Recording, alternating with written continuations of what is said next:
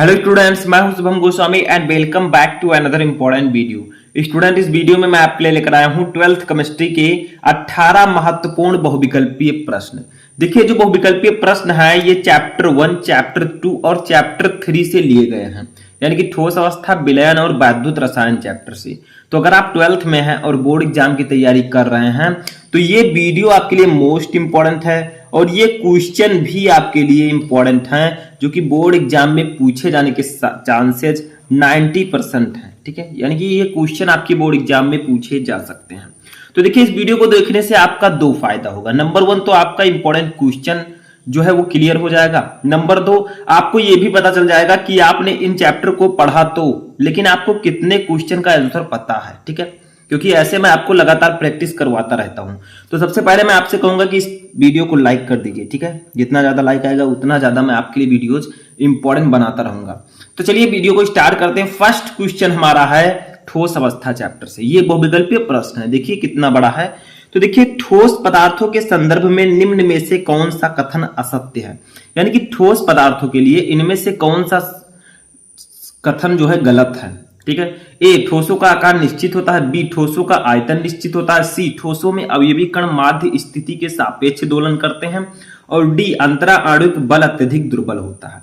तो देखिए, ठोस का आकार तो निश्चित होता है, सभी को पता है। आयतन भी निश्चित होता है और इनके अवयवी कण माध्य स्थिति के सापेक्ष दोलन भी करते हैं। बट ठोस में अत्यधिक दुर्बल जो है, अंतरा आणविक बल अत्यधिक दुर्बल होता है, ये गलत है। क्यों? क्योंकि ठोसों में अंतरा आणविक बल अत्यधिक प्रबल होता है। प्रबल का मतलब होता है मजबूत, दुर्बल का मतलब होता है कमजोर। ठीक है, तो ये वाला गलत है, क्योंकि अंतरा आणविक बल अत्यधिक प्रबल होता है ठोस पदार्थों में, जबकि यहां पर क्या दिया गया है, अंतरा आणविक बल अत्यधिक दुर्बल होता है। तो ऐसे ही आपको सीखना है। अब देखिए, इससे पहले भी मैं आपको ऑब्जेक्टिव क्वेश्चन बता चुका हूं। ठीक है, जो पहले इंपॉर्टेंट थे उनको मैं बता चुका हूं, इंपॉर्टेंट क्वेश्चन भी बता चुका हूं। उसका एक प्लेलिस्ट भी मैंने बना दिया। अगर आप लोग चैनल पर मेरे जाएंगे और प्लेलिस्ट में जाएंगे तो आपको 12th केमिस्ट्री इंपॉर्टेंट क्वेश्चन का पूरा प्लेलिस्ट मिल जाएगा। उस प्लेलिस्ट में आपको सभी वीडियो भी मिल जाएंगे, ऐसे फिजिक्स का भी मिल जाएगा, इंग्लिश का, सभी सब्जेक्ट का। सेकंड क्वेश्चन है, निम्नलिखित में से किसमें प्रति एकक कोष्ठिका परमाणुओं की कुल संख्या 2 होती है, यानी कि इनमें से कौन सी एकक कोष्ठिका है जिसमें प्रति एकक कोष्ठिका में परमाणुओं की कुल संख्या 2 होती है। तो देखिए, ए है फलक केंद्रित घनीय एकक कोष्ठिका, बी है अंतः केंद्रित घनीय एकक कोष्ठिका, सी है आद्य घनीय एकक कोष्ठिका और डी है उपरोक्त सभी। तो इसका राइट आंसर होगा ऑप्शन नंबर बी। देखिए, अंतः केंद्रित घनीय एकक कोष्ठिका जो होती है, पॉडी सेंटर्ड क्यूबिक यूनिट सेल, इसमें जो परमाणुओं की कुल संख्या होती है वो 2 होती है। ये वाला राइट होगा। ठीक है, मैं आपको जब एकक कोष्ठिका पढ़ा रहा था तब ये मैंने आपको बताया था। फुल चैप्टर भी मैं एक वीडियो में बता चुका हूं। नेक्स्ट क्वेश्चन है, ठोस ए, मान लीजिए ठोस ए है एक अति कठोर ठोस तथा गलित अवस्था में विद्युत रोधी है या बहुत उच्च ताप पर पिघलता है या किस प्रकार का ठोस है।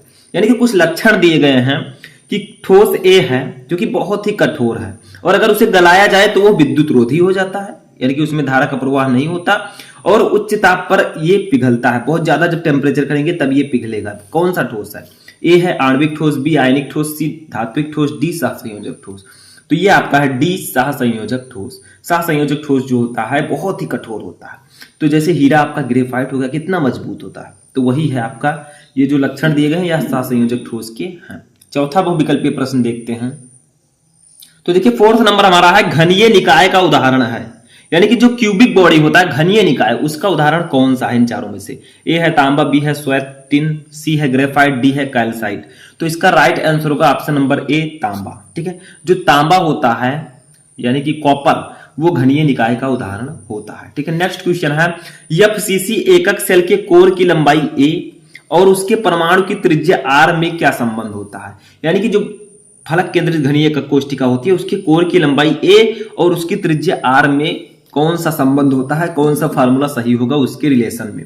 ए है r equal to √3/4a, B है r equal to √2/4a, C है आर इक्वल टू a/2 और डी है आर इक्वल टू √4/5a। तो इसका राइट आंसर होगा option number B, r equal to √2/4a। ठीक है, ये वाला आपका सही होगा। और अगर सरल घनीय एकक की बात की जाए तो r equal to a/2। Next question हम देखते हैं 6 नंबर, आर समीकरण मिति दोष उत्पन्न होता है, किसके कारण उत्पन्न होता है? धनायनों के आधिक्य से या ऋणायनों के आधिक्य से? आधिक का मतलब अधिकता से। ठीक है, ज्यादा होने पर, सी है अशुद्धता अपमिश्रित करने पर, डी है ए व बी दोनों। तो इसका राइट आंसर होगा ऑप्शन नंबर डी, ए व बी दोनों। यानी कि जो आरस समीकरण मितीय दोष होता है वो धनायनों के भी अधिक से उत्पन्न होता है और ऋणायनों के अधिक से भी उत्पन्न होता है। तो ये डी वाला ऑप्शन आपका सही होगा। 7वां क्वेश्चन हमारा है, एफ केंद्र की उपस्थिति के कारण यौगिक होता है। यानी कि अगर किसी क्रिस्टल में एफ केंद्र उपस्थित है किसी यौगिक के क्रिस्टल में, तो यौगिक किस प्रकार का होता है? ये है अनुचुंबकीय, बी प्रतिचुंबकीय, सी ए व बी दोनों और डी ए सभी।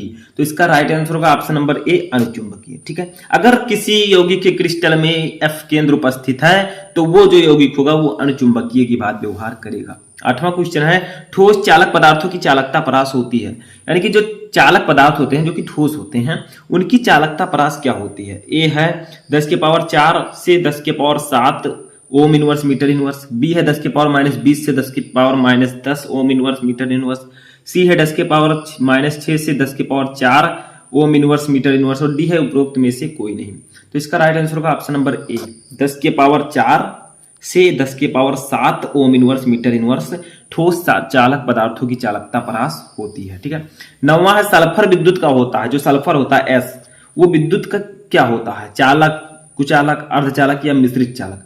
तो इसका राइट आंसर होगा ऑप्शन नंबर बी, कुचालक। ठीक है, सल्फर जो है विद्युत का कुचालक होता है। 10 नंबर है, ग्रामोफोन रिकॉर्डिंग में उपयोग किया जाता है। क्या? दाब विद्युत, ताप विद्युत, लौह विद्युत, अतिचालकों का।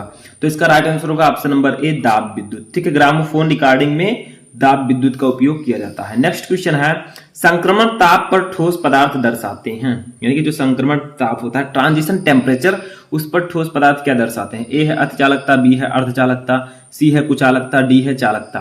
तो इसका राइट आंसर होगा ऑप्शन नंबर ए, अतिचालकता। ठीक है, नेक्स्ट क्वेश्चन है विलयन चैप्टर का। अब ये क्वेश्चन हमारा विलयन चैप्टर से है, समझिए। यह है कि विलयन के मुख्य घटक कहलाते हैं। यानी कि जो विलयन के मुख्य घटक होते हैं वो क्या होते हैं? तो ए है केवल विलेय, बी केवल विलायक, सी विलेय एवं विलायक, डी इनमें से कोई नहीं। तो आप सभी को पता है विलेय प्लस विलायक इक्वल टू विलयन। तो विलयन के मुख्य घटक क्या होंगे? विलेय तथा विलायक। यानी कि घटक का मतलब जिनसे मिलकर विलयन बनता है। ठीक है, मुख्य घटक। तो ये विलेय और विलायक से मिलकर विलयन बनता है। नेक्स्ट क्वेश्चन है, घटकों की संख्या के आधार पर एवं शर्करा एवं जल का मिश्रण होता है। यानी कि अगर हम घटकों की संख्या के आधार पर शर्करा एवं जल का मिश्रण देखें तो किस प्रकार का विलयन होगा? ए है द्विअंगी विलयन, बी है त्रिअंगी विलयन, सी है चतुअंगी विलयन और डी है पंचअंगी विलयन। तो देखिए, शर्करा मतलब चीनी। ठीक है, अब चीनी और पानी से बना जो विलयन होगा वो क्या होगा? विलयन। तो देखिए, दो पदार्थों से अगर विलयन बनता है तो उसे हम द्विअंगी विलयन कहते हैं। तो देखिए, चीनी आपका विलेय है, पानी विलायक है। ठीक है, तभी तो आपका शरबत बनेगा। तो ये दोनों जो हैं दो पदार्थों से मिलकर ये बन रहा है, यानी कि ये द्विअंगी विलयन होगा।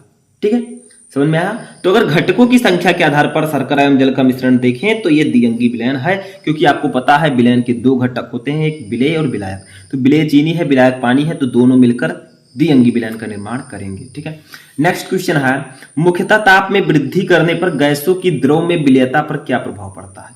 यानी कि अगर आप लोग ताप में वृद्धि करें तो गैस की द्रव में जो विलेयता है उस पर क्या प्रभाव पड़ेगा? यानी कि द्रव में जो गैस के घुलने की क्षमता है वो घटेगा या बढ़ेगा? तो ए है विलेयता घटती है, बी है विलेयता बढ़ती है, सी है विलेयता अपरिवर्तित रहती है और डी है उपरोक्त में से कोई नहीं। तो इसका राइट आंसर होगा ऑप्शन नंबर ए, विलेयता घटती है। अगर आप लोग मान लीजिए ये एक आपने पात्र लिया है, ठीक है, इसमें आपका पानी पहले से भरा है, ये पानी भरा है।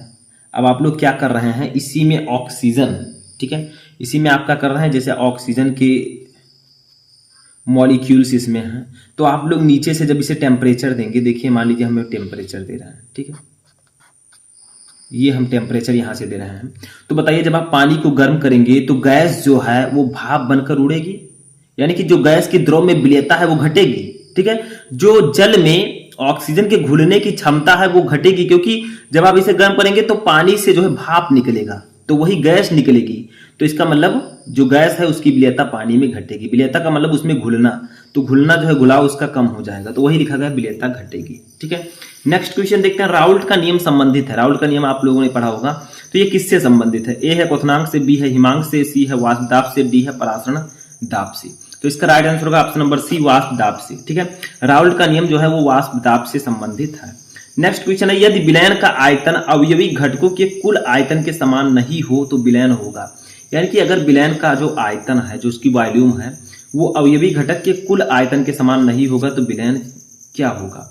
कौन सा विलयन कहलाएगा? ए है आदर्श विलयन, बी अनादर्श विलयन, सी विषमांगी विलयन और डी इनमें से कोई नहीं। तो इसका राइट आंसर होगा ऑप्शन नंबर बी, अनादर्श विलयन। ठीक है, क्योंकि जो अनादर्श विलयन होते हैं ये राउल्ट के नियम का पालन नहीं करते हैं। ठीक है, राउल्ट के नियम में क्या है कि जो विलेय एवं विलायक का वाष्प दाब है वो किसके बराबर होना चाहिए? विलयन के वाष्प दाब। तो देखिए यहाँ पर विलयन का आयतन अवयवी घटकों की कुल आयतन के समान नहीं होगा तो ये अनादर्श विलयन कहलाएगा। नेक्स्ट क्वेश्चन देखते हैं।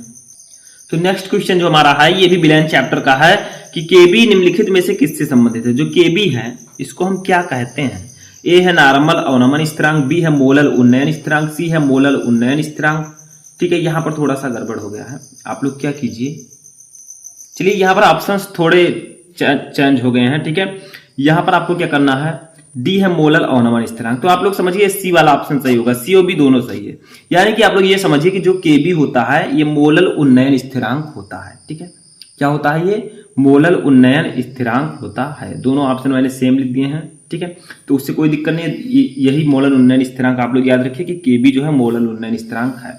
18 नंबर देखिए, अच्छे चालकत्व विलयन वाले पदार्थ होते हैं। ये तीसरे चैप्टर का है विद्युत रसायन। यानी कि जो अच्छे चालकता वाले विलयन वाले पदार्थ क्या होते हैं?